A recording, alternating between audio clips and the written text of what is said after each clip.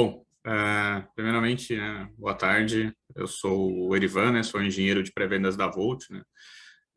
A gente vai falar aqui das soluções para ambiente portuário, né, que a Volt tem. Bom, eu vou falar um pouquinho antes da parte institucional da empresa, né, quem que é a Volt, a qual grupo que ela pertence, tá? Então, basicamente, a Volt, ela pertence ao grupo Assabloy, tá? Desde 2015, foi quando ela foi adquirida pelo grupo. O Grupo Assabloy, quem que é, né? O Grupo Assabloy é um conglomerado de empresas, né, que opera mais de 70 países, tem mais de 48 mil funcionários, e o faturamento de 2020 girou entre 9 bilhões de dólares, tá? Só para vocês terem uma ideia da grandeza do grupo, tá? E a Volt, né? Hoje a Volt ela atua como um integrador de soluções dentro do grupo, né? O que significa isso? Significa que hoje, tendo mais de 400 empresas espalhadas naqueles mais de 70 países, tem várias soluções diversas no mercado, no mundo como um todo. Então a Volt ela pesquisa essas soluções dentro do grupo e traz para dentro do portfólio da empresa e, consequentemente, para o mercado nacional, tá? Então, hoje a gente tem dois segmentos, basicamente, dentro da Volt, tá? A gente tem a parte de barreiras físicas e nós temos a parte de sistemas integrados, tá? A parte de barreiras físicas, hoje a gente tem três produtos, tá? Hoje a gente tem os bollards, tá? De alta segurança. Esses bollards, eles podem ser fixos ou podem ser bollards móveis, tá? Esse bollard, ele tem a capacidade aí de parar um caminhão de mais ou menos 7 toneladas e meia a 80 quilômetros por hora, isso sem danificar o equipamento, tá? O equipamento continua operacional após o impacto desse. Tá? Esse equipamento ele é muito utilizado na Europa para controle de vias, né? Aqui no Brasil praticamente não tem essa função, né? Ele é muito utilizado aqui para ambientes aeroportos, centros logísticos, consulados e também na parte portuária, tá? Saindo dos bollards, a gente vai para a garra de tigre, né? Hoje a gente também tem dois tipos de garra de tigre, né? A gente tem a garra de tigre onde ela é embutida no piso, então o cliente ele precisa ter uma obra civil ali para embutir esse equipamento. E eu também tenho a garra de tigre sobreposta, tá? Essa garra de tigre, onde eu não tenho uma obra civil, eu simplesmente vou lá e coloco o meu equipamento, ele fica como se fosse uma espécie de uma lombada ali naquele local, tá? E ele também pode ser atrelado a um sistema de controle de acesso, né? Ele pode sempre ficar acionado e quando a pessoa se identificar, ele baixar ou vice-versa, tá? Se a pessoa não se identificar, ele sobe, tá? Isso é configurável no equipamento, nos CLPs, tá? Também é muito utilizado em ambientes aeroportuários, consulados, centros logísticos, tá? E saindo da parte de garra de tigre, nós temos a nossa cancela de alta segurança, tá? Essa cancela de alta segurança não é uma cancela de alto fluxo, né? Aquela cancela que nós estamos habituados em estacionamentos, shoppings. Essa cancela, ele é um complemento aos dois produtos anteriores que eu mencionei para vocês, tanto o Bollard quanto o garra de tigre, tá? Por quê? Só para vocês terem uma ideia de diferença de ciclos, né? Enquanto uma cancela de alto fluxo tem uns ciclos aí de mais ou menos 600 a 800 ciclos hora, essa daqui vai ter 800 ciclos dia. Então, a quantidade de ciclos é inferior, muito inferior nesse comparado com o modelo de alto fluxo, tá?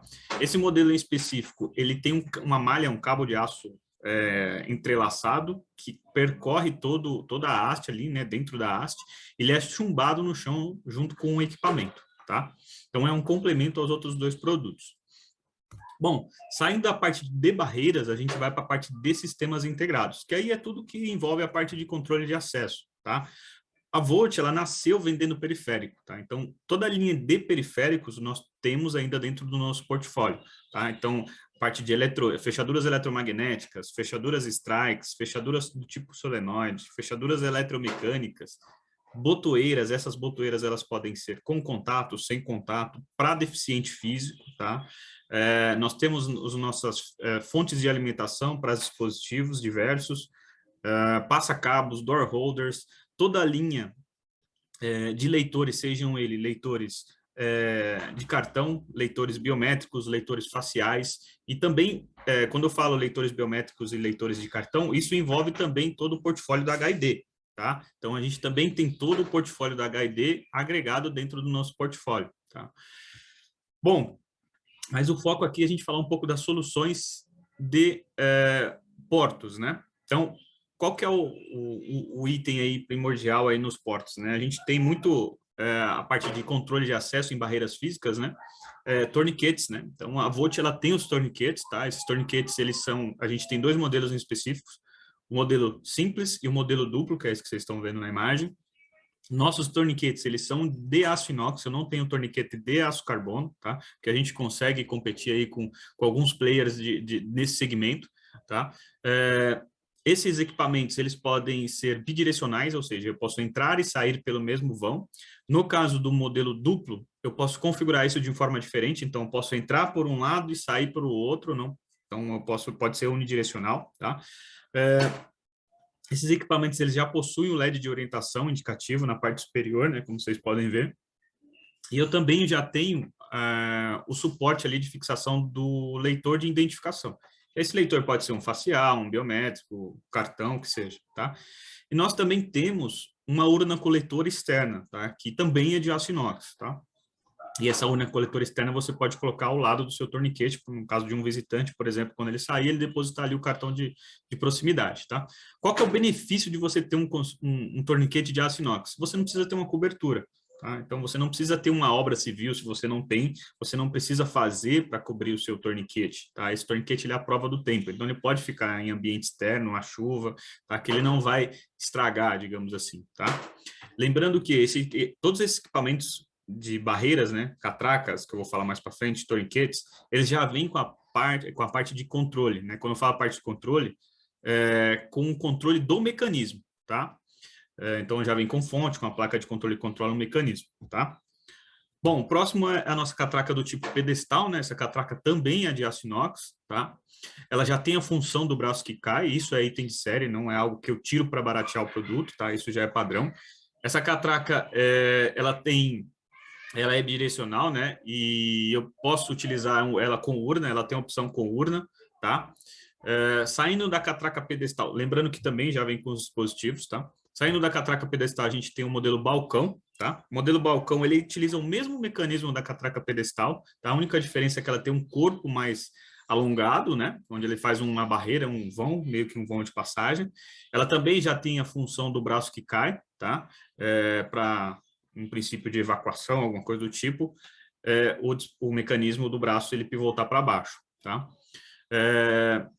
A única diferença entre esses dois modelos do balcão que vocês estão vendo na imagem é que o modelo de cima é estético, tá? O modelo de cima ele tem um acabamento nas extremidades mais arredondado e o modelo de baixo ele tem um acabamento mais quadrado e em acrílico nas extremidades, tá?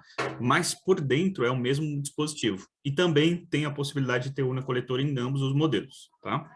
Saindo do modelo balcão, a gente vai para o modelo tipo swing gate, que é o modelo mais high-end aí que nós temos, tá?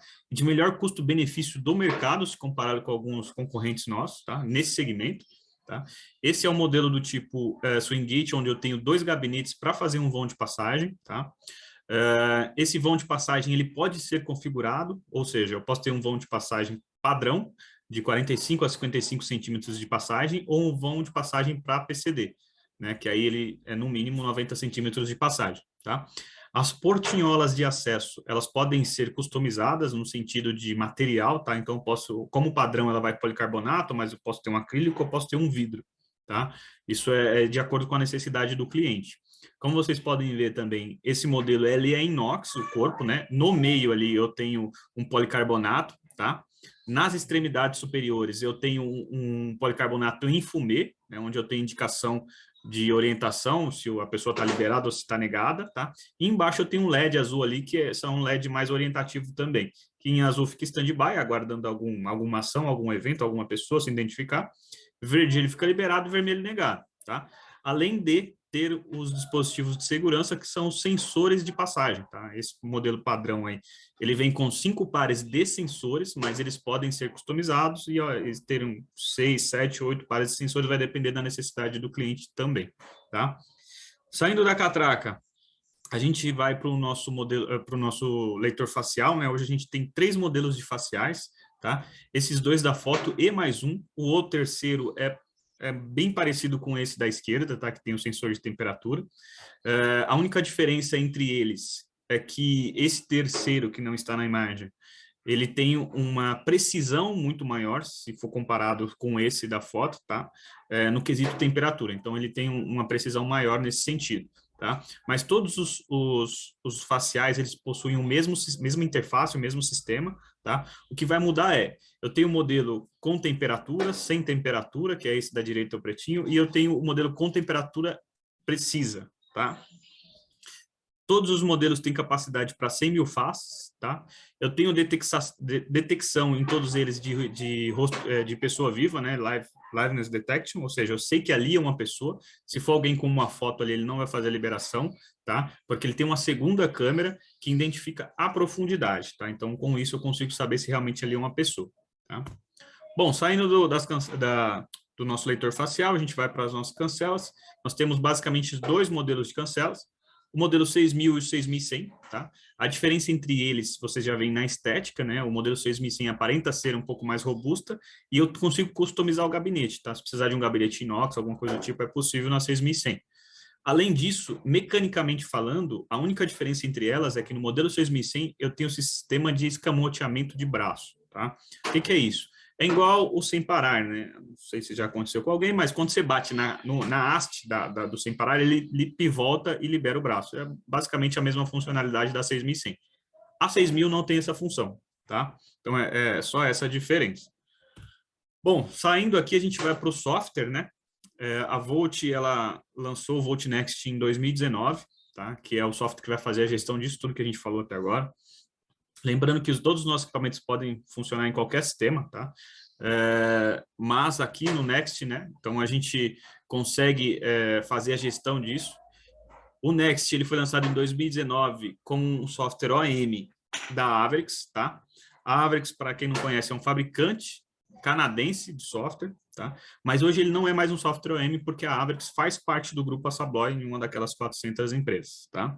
Então, isso traz alguns benefícios para nós e para os nossos clientes, tá? Qual que é a grande diferença do VoltNext com relação a alguns softwares de mercado?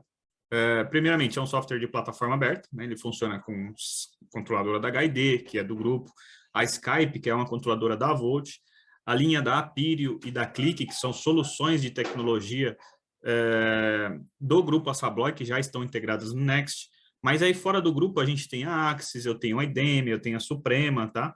E a gente sempre está aberto a integrar novos controladores, tá? Entre eles também a gente tem a Mercury, que faz parte do grupo também. A Mercury é a maior fabricante de placas OM do mundo para outros fabricantes, para outros players de controle de acesso, e algumas dessas placas que a Mercury fabrica eu também consigo integrar dentro do Next. Isso traz um benefício muito grande em um sistema de retrofit, por exemplo, tá? Bom, o Next é um software totalmente integrável, tá? Ou seja, a versão Enterprise ele já possui todos os módulos de integrações possíveis, tá?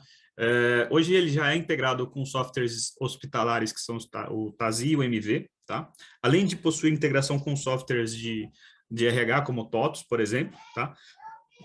E eu também consigo integrar com o AD, que é o Active Directory do Windows, tá? No caso do AD, eu preciso de uma licença específica mesmo na versão Enterprise, tá? Bom, e a gente falando em integração, né?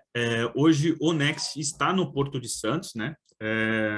Integrado ao BDCC. Para quem não conhece, o BDCC é o Banco de Dados Comum de Credenciamento, tá? Onde todo mundo que vai no Porto de Santos precisa ter o cadastro no BDCC, né? E o Next está integrado ao BDCC hoje. Então, hoje, só para vocês terem uma ideia do tamanho do projeto, a gente tem mais ou menos 50 terminais privados, né, dentro do Porto de Santos, aproximadamente 200 portões controlados, né? Algumas itens que o BDCC exige que assim, a chave e a carteira de identidade brasileira seja o CPF, né? E a gente tem alguns recursos aí que a gente vai adicionando com o tempo e conforme a necessidade do cliente, tá? Além de a gente também está trabalhando um outro projeto no Porto, no sul do Brasil, né? Que também é um outro banco de dados, mas que a gente também já está desenvolvendo esse projeto, tá? Bom, saindo aqui, né? A gente vai falar aqui um pouco de alarmes e notificações, né? O Next ele tem um sistema de alarmes e notificações bem completo, tá? Eu consigo fazer auditoria, eu consigo auditar tudo, basicamente tudo que o operador faz, tá? Eu consigo criar manuais de operação para esses operadores. Então, por exemplo, o manual de operação 1, evento incêndio, qual que são as ações, a primeira ação que ele vai tomar, a segunda ação que ele vai tomar, a terceira ação que ele vai tomar. Eu consigo criar uma normativa para ele seguir, em caso de eventos específicos, né? E depois disso eu consigo auditar realmente se ele fez isso, quanto tempo ele demorou para fazer, e essa auditoria é por operador, tá? Então, por exemplo, eu posso ter 5 operadores ao mesmo tempo visualizando aquele ambiente, tá? Mas quem tomou a primeira ação foi o operador 1, e o operador 1 não continuou, que depois que continuou foi o operador 2. Então, eu consigo ter essa auditoria de forma minuciosa, tá? Além de, nesse mesmo painel de alarmes e notificações, eu ter a parte de comandos globais dentro do sistema, onde eu consigo fazer pequenas automações sem precisar de um software de BMS ou de algum CLP, alguma coisa do tipo, tá?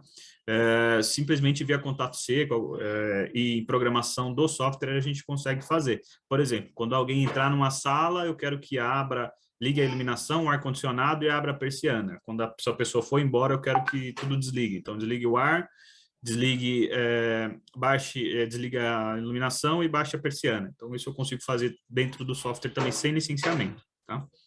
Controle de área em tempo real, tá? Então, a gente tem um controle de área, eu consigo saber quantas pessoas estão em um determinado ambiente. É lógico que para ter um controle efetivo, eu preciso ter um leitor de entrada e um leitor de saída, seja ele leitor facial, biométrico, cartão, tá? E esse monitoramento é em tempo real, tá? Eu consigo visualizar isso graficamente no software, tá? Também sem precisar de licenciamento, tá? Integração com o CFTV, né? Então, hoje a gente tem integração com os principais fabricantes aí de vídeo monitoramento do mercado, né? Eu vou destacar um, que é a Milestone, que a gente tem duplo fluxo de informação, ou seja, eu mando informação para a Milestone, assim como recebo informação da Milestone. Só se você quiser fazer operação através do software da Milestone, é possível, e você não vai ficar navegando entre sistemas, tá? E o outro seria a Axis, né? Por que a Axis? Porque a gente tem integração com os videoporteiros IPs da Axis, e a gente tem também a integração com as câmeras que gravam na borda da Axis. Então, se você tiver uma câmera que grava na borda, ou seja, grava no SD card, a gente tem integração com essas câmeras, tá? Nos demais, pelo menos nesses da fotos que vocês estão, nesse do slide que vocês estão visualizando, todos eles são unidirecional, ou seja, eu pego essa informação do VMS e trago para dentro do VoLTE-Next, tá? Hoje, basicamente, a gente tem 3 versões do software, né? Eu tenho a versão Express, que é free, até 8 portas, tá? Eu tenho a versão Professional, que é uma intermediária ali, e eu tenho a versão Enterprise, que é a high-end, tá? Além de a gente também possuir a versão Cloud, que é uma versão da nuvem, tá? Bom, e para finalizar aqui, né, falar um pouco da equipe de desenvolvimento local, né? Como eu falei para vocês, o software ele tem origem canadense, mas após a aquisição, né, do grupo Assabloy pela Averix, aliás, o grupo Assabloy adquiriu a Averix, né? Então a gente tem essa equipe de desenvolvimento local aqui hoje, todo o know-how a gente está aqui no Brasil. Então, suportes e integrações, soluções customizadas, um exemplo é o Porto de Santos lá no BDCC, tá? A gente consegue fazer isso conforme a necessidade do cliente. Isso, qual que é o benefício disso? Você, por exemplo, não precisar ficar falando com outro país, outra pessoa. Normalmente os softwares de controle de acesso, não todos, mas alguns grandes fabricantes, a equipe de desenvolvimento não fica local, fica externo, então às vezes demora a informação e isso traz um benefício e uma agilidade no processo e no projeto como um todo, tá? Bom, basicamente é isso. Eu queria deixar aqui o obrigado e precisarem de alguma coisa, o meu e-mail está aí, tá? Só me avisarem ou me acionarem.